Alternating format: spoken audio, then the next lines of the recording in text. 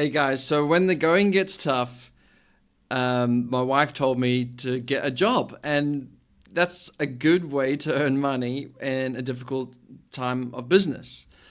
But let's have a look at my CV. Come on, let's have a look at my CV. Well, I've been doing basically my own company for almost 10 years, and I'm 38 years old, I think. Born in 1978, you can work it out. And I guess I'm quite experienced in a whole bunch of things. I'm passionate about the web, Linux, and all that stuff. But am I really a programmer? To be honest, I've been going through some sort of programming test questions, and they boggle my mind because they're so far from reality, it beggars belief.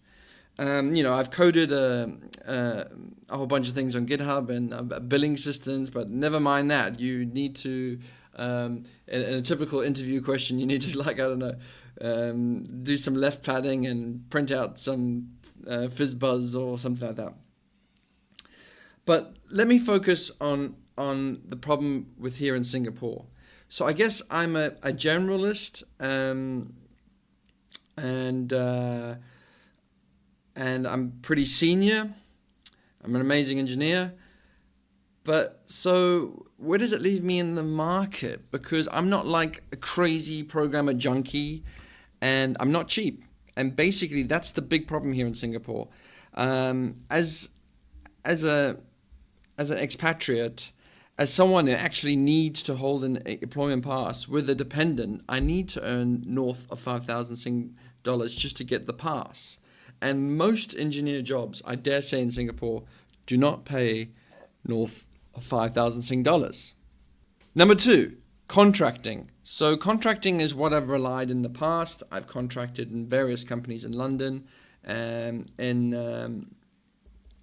Australia, and there are actually new, contracting companies here in Singapore, which I did try out, but they were even sort of less professional than the ones you would find in London. They were very aggressive, doing definitely the whole bait and switch type stuff.